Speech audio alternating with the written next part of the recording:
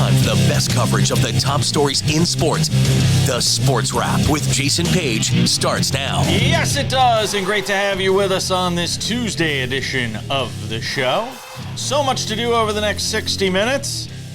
They're dropping the puck on the 2025-2026 NHL season. Dennis Bernstein will be here from the fourthperiod.com and SiriusXM NHL Radio to talk about the start of the season.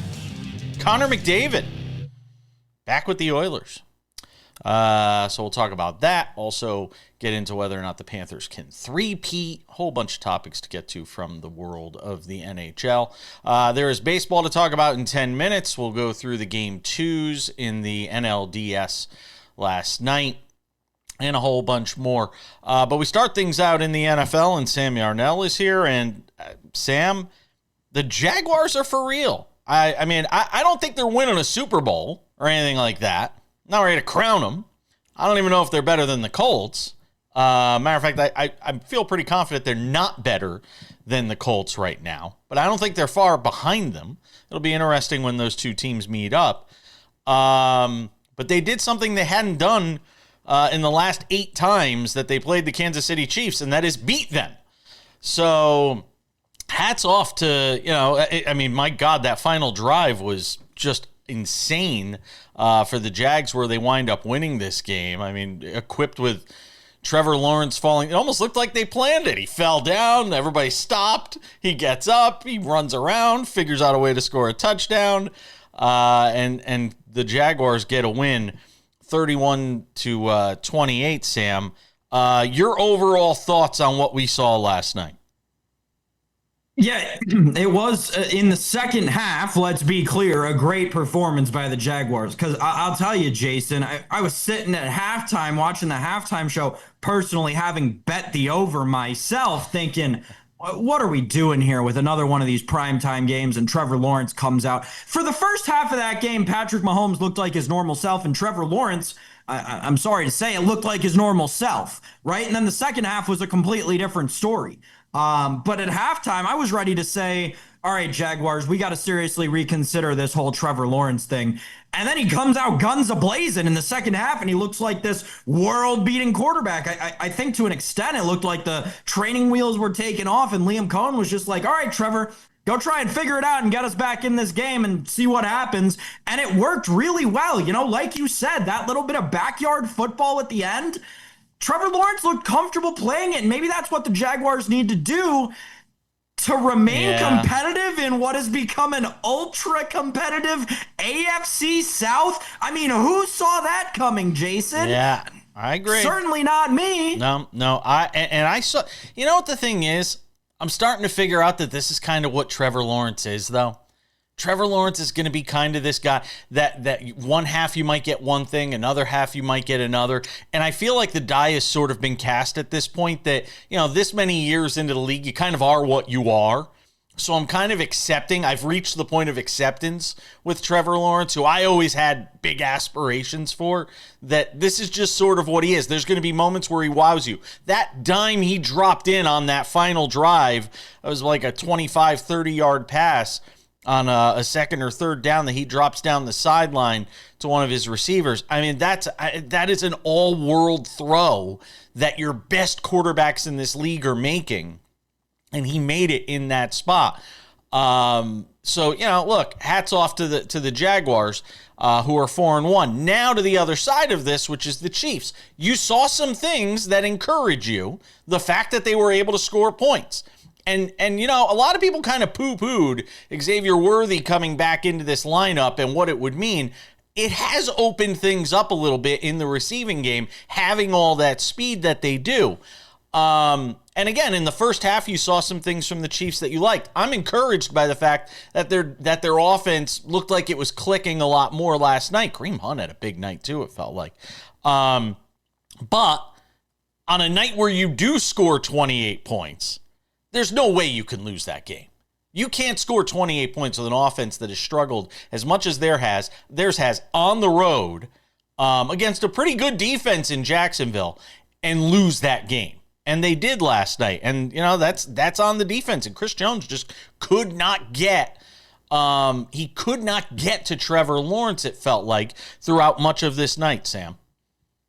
I don't know, man. They scored those first 2 touchdowns, and then it looked like their offense just decided to lay down on the bench and take a nap. Yeah, as good as they looked on those 2 touchdown drives, there was a 3-and-out mixed in there where that offense looked anemic. And then for the rest of the second quarter after the touchdown and the entire third quarter, that offense couldn't do anything. And listen, credit to the Jags defense. I do think they're somewhat slept upon, but they're not better or more talented than the Chiefs offense. Something is seriously wrong in Kansas City. And you know, I think the most discouraging part of it all is that between last week and this week, you saw flashes of what they used to be and what they once were in their, prime. But for the majority of the game, Patrick Mahomes looks like a different football player. He just does not look the same this season.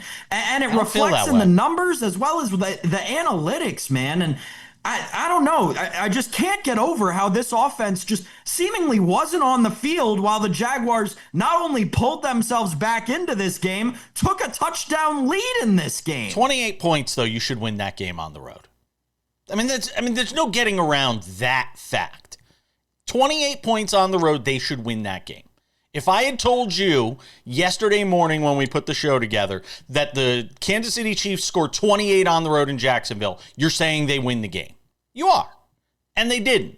So to me, this game's on the defense. It's not, look, Patrick Mahomes throws the pick 6.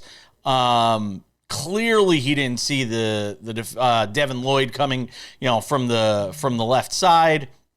And he sort of keyed in on a receiver in that spot. But I'm still, I got to be honest, even at 2-3, I'm not that worried about the Chiefs. I still think the Chiefs are going to make the playoffs. I don't know what their number is right now to make the playoffs. I would still take the Chiefs to make the playoffs if you gave me a good enough number on it. I'll have to look and see what it is. But I think Kansas City right now is, let's see, Kansas City is minus 230 to make the playoffs. That's an astonishing number for a 2-3 team through 5 weeks, especially if they look as bad as Sam says they do. You'd think they'd be almost plus money. They're so bad. But they're minus 230 to make the playoffs, Sam. Yeah, of course they're going to price the team that has been to the AFC Championship 7 years in a row like that to make the playoffs. I'd start betting them to miss. They're not going to win that division. No. They're not. I don't think they're going to win that division. We've got more to do. More NFL later. Baseball next.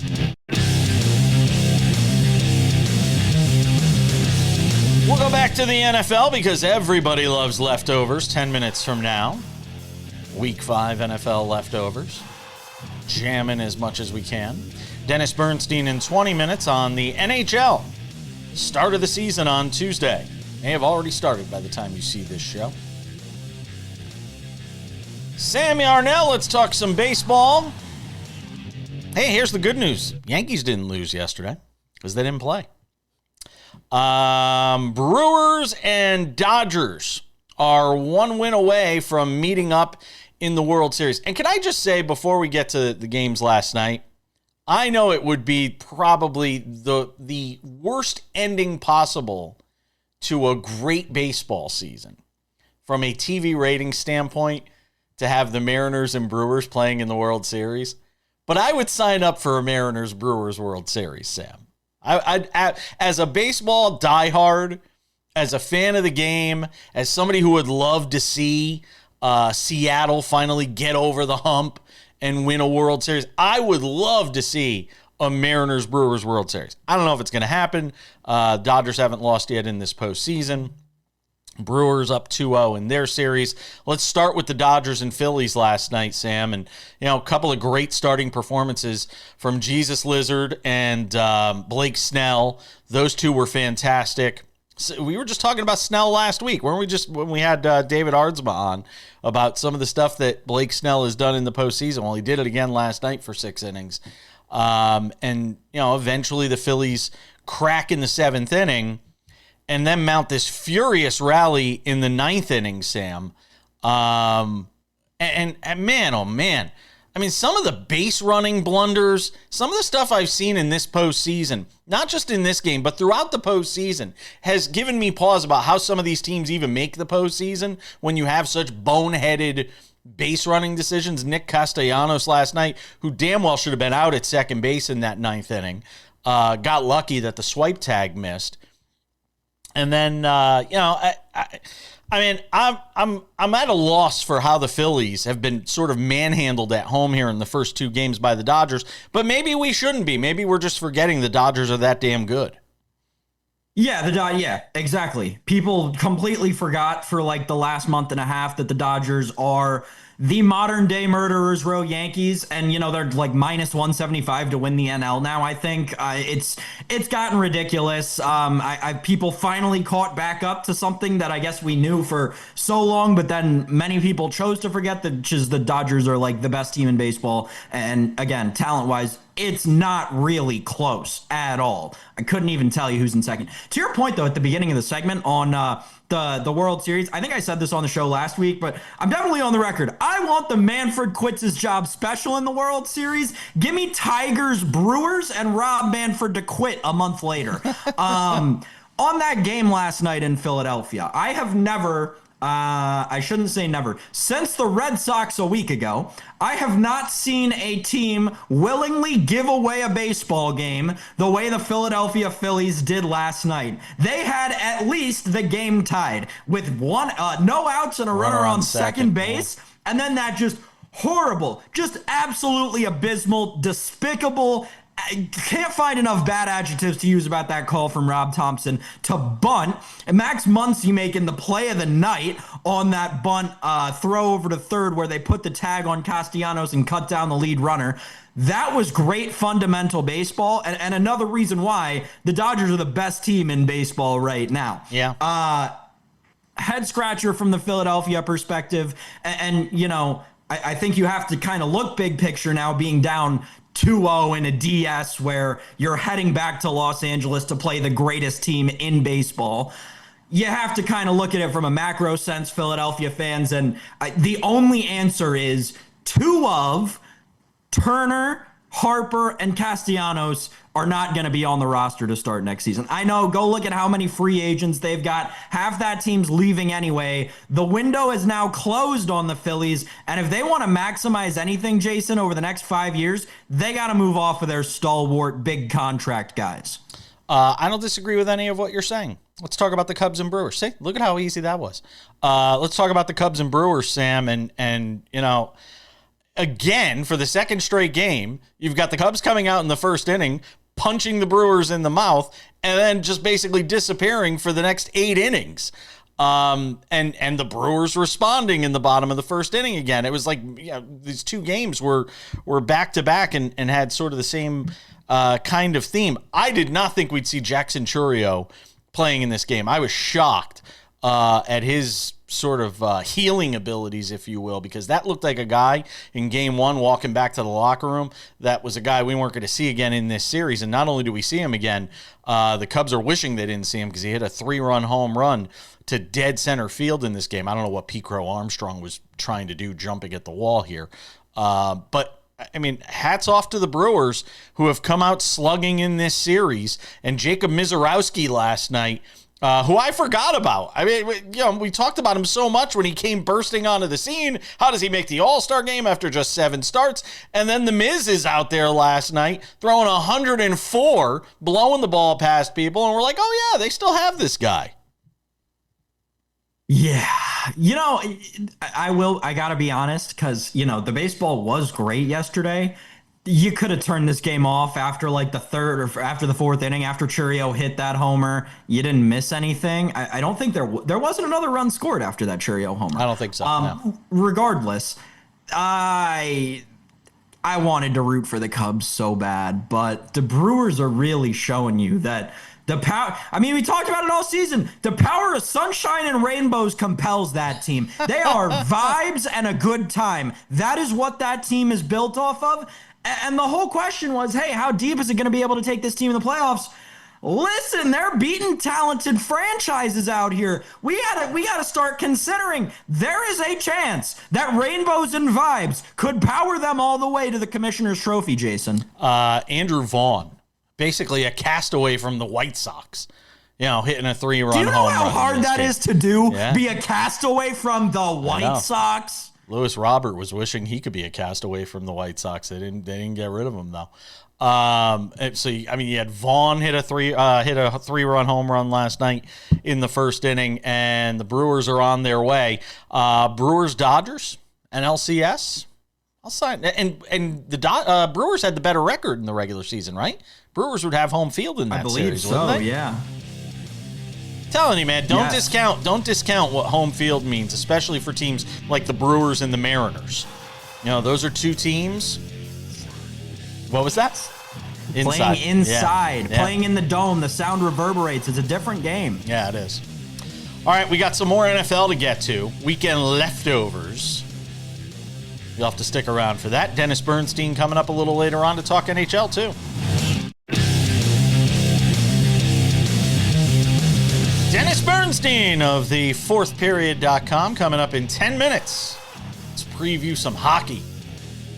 Puck drops on the 2025-2026 season on Tuesday night. Get some thoughts with him. Are the Panthers going to three-peat? I wouldn't bet against them. Will they play the Oilers again? Does the NHL really want that? 3 times in a row?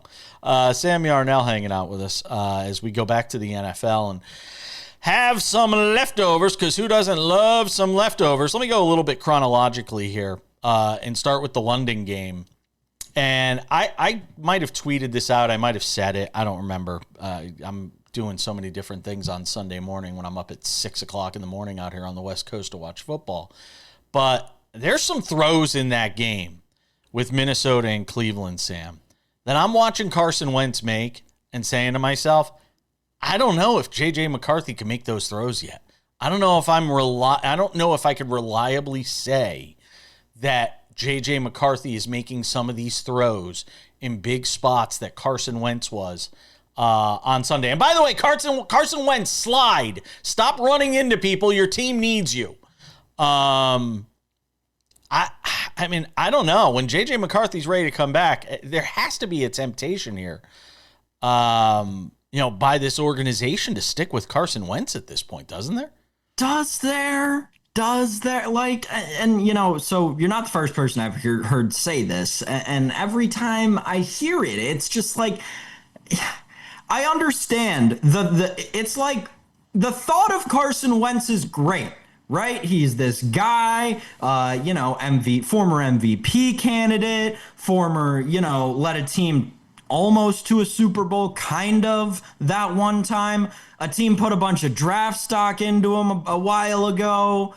Yeah, Carson Wentz is a great guy to take a shot on, right?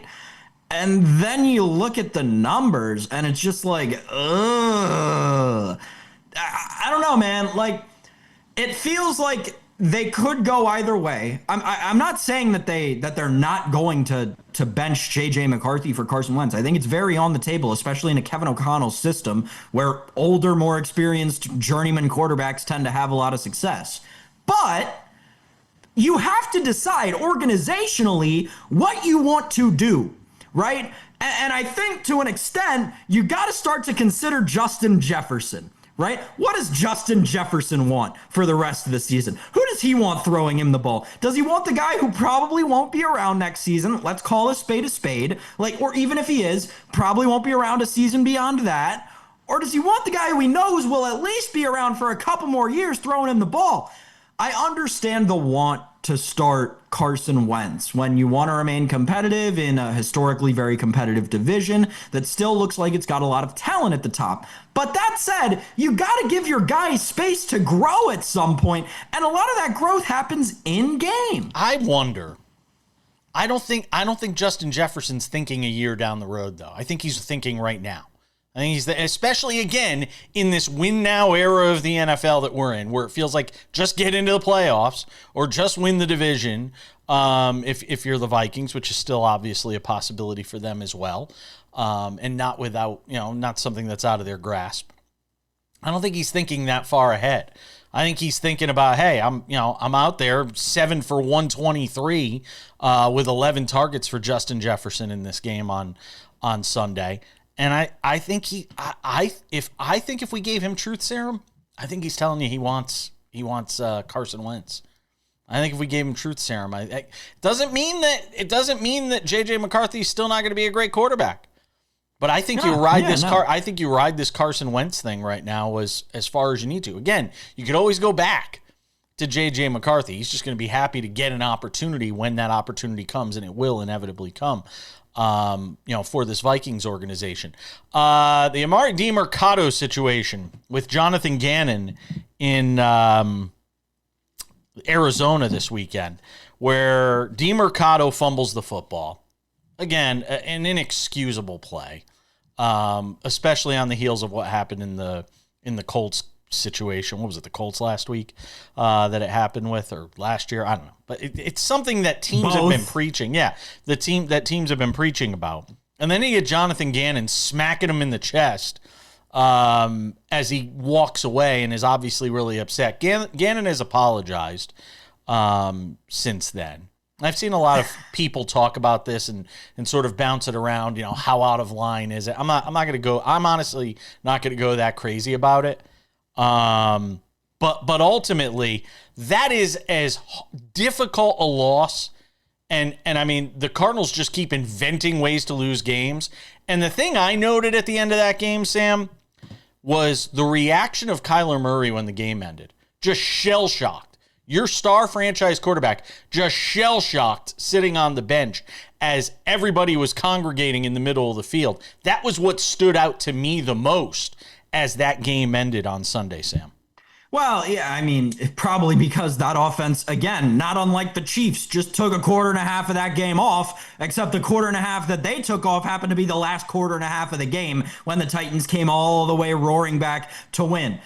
On the Gannon DiMercato thing, couple of things. First of all, I'm sorry, it's just the truth. He didn't drop the ball. I know they reviewed it. I know they, looked at it 6 ways to Sunday. He didn't drop the ball. Go watch the replay. The ball was in his hand crossing the front of the plane of the goal line. He didn't drop the ball. It should have been a touchdown. That's the end of that. Now, to the Gannon reaction. Completely fine. Have no issues with it. If you do have an issue with it, that means you never played football before, and that's okay. Just say that because it's just the truth. That is how football coaches react when football players mess up football plays. It is a very normal reaction in the sport. I have absolutely no problem with it happening at the very highest level of the highest level of the sport. On the whole, we got to give credit to Cam Ward for this game.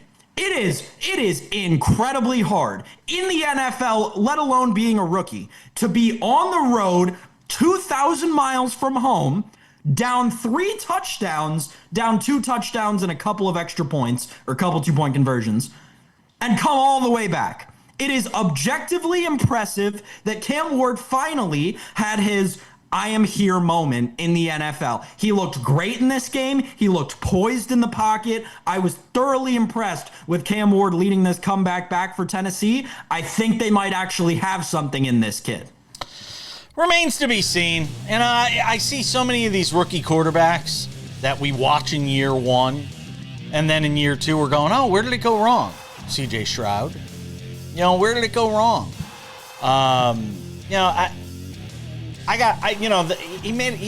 Some of it was a little schoolyardish at times, and I don't know how that transfers year to year as teams get more video. We're talking hockey next. Welcome back to this Tuesday edition of Sports Wrap. It's time to drop the curtain on the 2025-2026 NHL season. That means a lot of this guy, Dennis Bernstein, ladies and gentlemen. TheFourthPeriod.com, SiriusXM NHL Radio. You can catch him there on weekends and whenever else they need him. DB, good to have you back for another season. How are you, sir? Likewise, JP. It was good having the summer off for about 6 weeks. Then I got bored. I see you, though. You travel. I saw you. You're like, where in the world is Dennis Bernstein? I see you all over the place. And that was actually for business. My wife thought it was a boondoggle, but, well, I was there 5 days, only interviewed one day. But, yeah, the player media tour in Europe. So we got to interview 26 players in one day. Oh, wow. So we went from 8 a.m. with William Nylander all the way to 4 p.m. with Urho, Vakanainen from the Rangers, nonstop. It was memorable, but yes, the next regular season is here. Happy to talk to you boys about it. Let me ask you something. Right off the top here on the news of yesterday, and that's Connor McDavid. Re-signing with the Oilers. Obviously, it's great for that franchise, great for the organization, great for the league. The one thing I note, though, from a macro view, is just when you talk about one of the greatest players in the game, and you're talking about a 2-year, $25 million deal. And I'm watching, I mean, my God, that's like chump change for some of these guys and what they get in the NBA and the NFL. And it kind of blows my mind for all the talk about player salaries and the WNBA and what they think they're entitled to, that I don't hear more NHL players saying, hey, where's our money? Yeah, well, because how much do you need? How much is too much? Like, did Connor need to be the highest paid player in the world? No. And now you're starting to see that it's not Connor McDavid, because that was an under market deal because he wants to win and wants to give his team more salary flexibility to build a contending team not a contending team, but a winning team. But you're seeing kids who played maybe 1 or 2 seasons, like Luke Hughes in New Jersey, right? Or Jackson Lacombe here in Southern California for the Anaheim Ducks. They're getting $9 million a year. They're just coming out of they haven't even completed their rookie contracts. So it is escalating. Am I surprised? No, because there's a salary cap. And if you want more equity in building teams, so a team in South Florida can win a title, you have a salary cap. But it's escalating. It's going to escalate quickly. And Connor's going to get his money regardless. He's already got his money. He's still getting more money. He'll get another contract. If they win in Edmonton, he'll stay there. If not, he'll move on to somewhere else. So I think he can finally get his first Stanley Cup. So, Dennis, that kind of leads into my question, because when I saw the breaking news for the contract, the time period was obviously the big thing that made me kind of scratch my head. We talked so much about, they lose the Stanley Cup and, is this it for McDavid in Edmonton, yada, yada, yada. Then he comes back and signs a 2-year deal through his age 30 season. You think that if they don't win the Cup during this contract, he'll leave for his next contract? Yes. Yes, the clock starts now. And people said the clock that started on the last contract, I never thought he was leaving, because here's the thing, Sam. He hasn't finished the job in Edmonton. Had he won the last 2 seasons and got to the final, he could walk away, build a statue for him outside Rogers Place, and everybody would be happy. The job's not done there. He loves playing with Leon Draisaitl. Evan Bouchard's a pretty good player. They went to the Cup final. And where else would he go right now, Sam, where they have a better chance of winning than in Edmonton? The only other team better than them were the Florida Panthers, and then Barkov's probably gone for the season. So I was not surprised at it, because this guy is solely focused, Sam, on completing his legacy, which is winning a Stanley Cup. It's the one thing that's eluded him throughout, and that's why he did the deal he did. But if they don't win in 2 years from now, he'll be gone. He'll be going to somewhere else where he thinks he can get that first Stanley Cup. We're 4 minutes into this conversation, and it just goes to show you that yet again we're disrespecting the Florida Panthers, because we haven't even talked about them yet, and they're the back-to-back champions. Tell me what you think, if you had 1 or 2 things that you think are most important for them in trying to pull off this three-peat, what is it? They're not going to. They're cooked. I went on SiriusXM 2 weeks ago and said it when they first asked me. They lost their best player, Jason. They lost their best player. The player that's hard, other than Bobrovsky, is he irreplaceable? They're not that good. Who's going to pass Sam Reinhart the puck? Sam Bennett? He's not that type of player. Who's going to defend Connor and Leon in the playoffs? Not Sam Bennett. Right?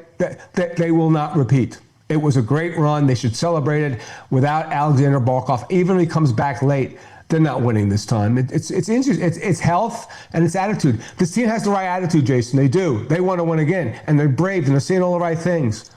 Without your best player, you're not winning a Stanley Cup. There's too much margin there's too much not separating all these teams.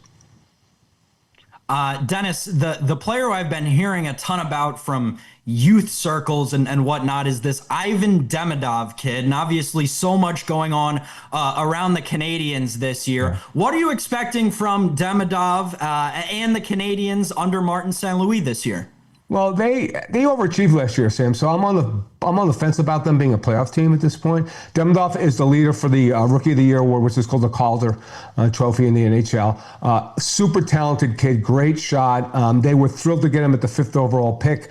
Some people think when he was drafted, he should have been 1st overall. It's going to be an exciting year. They should be a better team. I think they have a weakness at second line center. Where they have Oliver Kapanen or Kirby Dach, and that might separate them from teams like Ottawa, who's getting better, and teams like Columbus and the Rangers, because you got to figure Rangers are going to be in the mix as well. So I'd manage my expectations. They're on the right track in Montreal.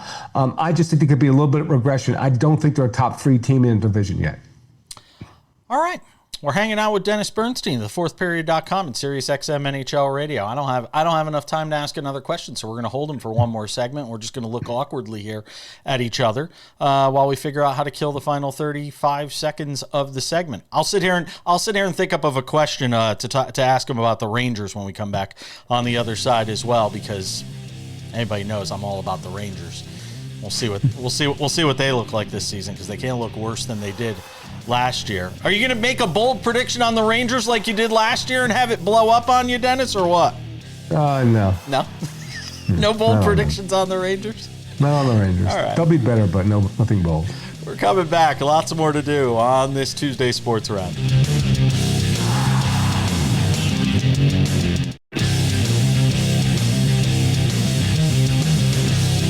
Thanks for being with us on this Tuesday edition of the show. Odds and Ends wraps it up in 10 minutes. An update on the Mark Sanchez story from where we were in it yesterday, and it's not good for Mark Sanchez. The more we get on this story, the worse it looks for Mark Sanchez. We'll get into that. Dennis Bernstein of the Fourth Period is here. SiriusXM NHL Radio. He does a terrific job on the weekends, hanging out with us on the program as we get ready to drop the puck in the start of the season. My phone is just doing stuff on its own. Hold on, let me turn it off. There we go. I'm a pro. So the Rangers stunk last year. Is it going to be any better this year? Simple question. Yeah. Mike Sullivan's a great coach. You'll see how great he is this year. Everybody stunk last year. You're right. This is a different team with different motivations, with still a very, very good players. Now, you talk about contracts. What's going to happen with Artemi Panarin? He's in the last year of his deal. He hasn't signed. We talk about Connor McDavid so much, we forget about these other great players who haven't signed. I think they're at least a wild card team. I think they bounce back because, again, they still have Shesterkin, who's a great goaltender. Adam Fox, I think, unfairly was criticized last year for not having a great season. The team wasn't very good around them. I just think they can't be that group of players can't be that bad for a second consecutive season, especially with a coach who is probably at this point better than Laviolette.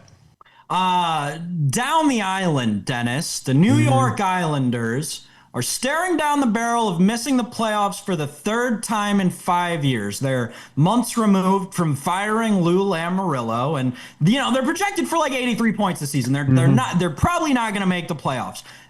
On the heels of this area, I guess, I don't know what to call it, the jurisdiction, investing millions upon millions of dollars in this franchise, building a new arena, all of that. What is this team going to have to do to kind of live up to the expectations that the market is putting on them that they clearly haven't lived up to yet?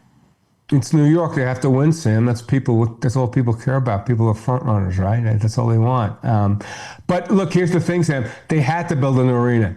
If you ever walked into Nassau Coliseum these days, you would know, like, if you didn't step over a rat, you'd probably get hit in the head with a pipe from the decrepit building that still stands there. They needed to do that. They were playing it. They were playing in Brooklyn. I saw them play a game in that place. With an off-center scoreboard and a car no, they needed it. And the area does love that franchise, right? Because it's the first one that had, it was born in Long Island. They'll be an exciting team this year because Matthew Schaefer, the first overall pick, if you saw the draft, he was very emotional, cried as I think one of his parents passed away. He made the team as an 18-year-old, which is rare these days. They'll be more exciting because Matthew Barzal will be back from injury as well. But I agree with you, Sam. At this point, they look like a 9th or 10th place team in the Eastern Conference. A lot of things would have to break back, including get more offense, which would be tough because they traded away Brock Nelson, so they don't really have a quality 2C. So yeah, they're a team that's probably going to be in the 80 to 85 point slot, and that will make the playoffs. Dennis, give me a thought on Carolina. You know, they landed one of the biggest free agents in this offseason with Nikolai Ehlers. You know, give me a thought on this team coming off where they were last year, projected to be a 100-point team, Stanley Cup odds at plus 800. A thought on Carolina as the big contender in the East. No long question is their goaltending, because they will be a 100-point team. They probably win the division. Like, did they get Nikolai Ehlers, who's an excellent scorer on their either first or second line? This is a very, very good team. I just have PTSD from picking them for like 2 or 3 years in a row when they couldn't get over the hump. Now, why couldn't they get over the hump? The Florida Panthers. And as I mentioned before, I don't think the Florida Panthers are going to be a factor in the Stanley Cup playoffs. So that opens a path. That opens a path for a lot of teams. Basically, all of them, Jason, all the contenders now say, okay, the champs are not what they once were. Certainly, Carolina can get to the Stanley Cup final. They're that good. I question their size. They're still not a big team, and I don't think they have the right player at 2C. They have Logan Stankoven, who's about 5'6", as their second-line center. I think that lack of size, physicality, might cost them in the playoffs, but this is a threat to win the Stanley Cup. They're an excellent team, and again, they should be at the top of the Metro Division. Dennis, out in Jason's neck of the woods, the Vegas Golden Knights are seemingly like not being talked about for adding all this talent they had this offseason. Mitch Marner comes in. He's going to play on that line with Eichel and Barbashev. In your opinion, is that the best number one line in the NHL right now? Well, it may be, but here's the thing, Sam. Their third line now is Riley Smith, William Karlsson, and Mark Stone. That might be the best third line. This is a deep, dangerous team. Now, here's the thing about the only thing I'll say about this thing. One caveat I have about this. Look, Jack Eichel could win the Hart Trophy, getting passes that he never got from Mitchell Marner. That's going to be, you got to entertain people in Vegas. They're going to be entertained if you go to Vegas Golden Knights. But Alex Pietrangelo gone. He's not playing. He's hurt. Right? He's probably done with his career.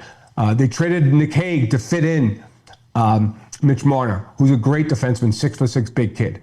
Right, Nick Waugh had to go back in the trade to make room for in the trade for Marner. It was a sign and trade deal. I'm not sure they'll be as good defensively, Sam, to be honest with you, but they're absolutely a deep, dangerous. Their top nine could beat anybody. Yeah, arguably that first line could be the best first line in the NHL. If it's not, it's certainly top three. They're going to score a lot of goals. The question is Aiden Hill going to be good enough for the playoffs and going to keep the puck out of the net? Because they will be entertaining. They'll be deep and dangerous. As I said, I like them to win the division. They could get to another cup final. They're that good. All right, I'm going to put you on the spot here in the final 30 seconds, Dennis Bernstein. Something we can pull out of the vault 6 months from now. Please do, and use it against me. Yeah. DB, give me your Stanley Cup pick. I like the Colorado Avalanche. I'll see him tonight here in Los Angeles. They open season here. Cale Makar, 30 goals last year as defenseman, won the Norris Trophy. Nate McKinnon is still a top three player. We tend to forget about him. Love it, the addition of Brock Nelson. The question there is, can a team carry Mackenzie Blackwood to a title as the goaltender? Like, he's never been that deep before. But remember, in 2022, last time they won the Cup, they had Darcy Kemper as the goaltender. So they don't need a top three goaltender. I like the Colorado Avalanche to win it all. Dennis Bernstein, appreciate you, my friend. Always a pleasure, guys. Talk to you soon.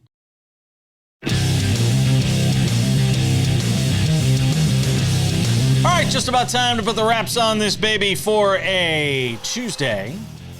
Tomorrow on the show, Chuck Todd, former Meet the Press host, now with Newsphere, the Chuck Todd cast. We'll sit in for Sam tomorrow. Why are you laughing? It's a great name. It's a great name for a piece of media. It's really cool. It's really cool what they're doing. Actually, they're enabling journalists. They're enabling real journalism. And we actually talked about me doing maybe a sports thing for them. I was talking about it with Chuck. And I'm like, I'm not really a journalist anymore. And I got too many opinions. So I don't know how that would work. But Chuck Todd tomorrow sitting in on the show. I'm looking forward to that. We'll be recapping the baseball. Will the Yankees still be... Sam, before we get to odds and ends, will the Yankees still be playing baseball when you come back to the show on Thursday? I'm going to take the no. Wow. I'm going to bet the no.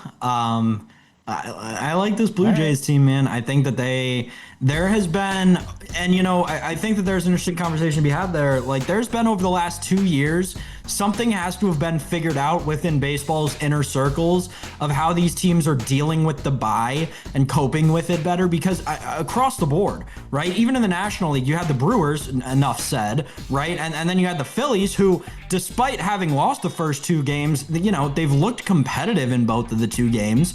And then on the American League side, Mariners have looked good through the first 2 games, and, enough said on the Blue Jays. So I think that Major League Baseball's kind of figured out how to deal with the bye, right, which is, that is one of the bigger notable stories of this postseason to me, Jason. All right. Before we go, a couple of reminders. First of all, if you have not done so yet, make sure to subscribe to the Sports Wrap with Jason Page podcast, available on all your favorite podcasting platforms: Spotify, Apple Podcasts, YouTube Podcasts, iHeartRadio, TuneIn, Odyssey, Amazon, you name it, we are on all of them. And make sure to check out the Sports Wrap with Jason Page YouTube channel for Sports Wrap shorts, which are just blowing up right now. If you have not done so yet, subscribe to the Sports Wrap with Jason Page YouTube channel, Sports Wrap shorts. When news breaks, I am here to talk about it, no matter what I'm doing. We'll always find time to talk about it on Sports Wrap Shorts. And without any further delay, ladies and gentlemen, time for some odds and ends. Odds and ends, Sam Yarnell. Mark Sanchez, the news isn't getting better, it's getting worse. He has been now hit with a felony charge for this altercation that took place over the weekend in Indianapolis. A felony battery charge for what authorities said was a fight over a parking dispute. I feel like I'm watching the movie Bronx Tale.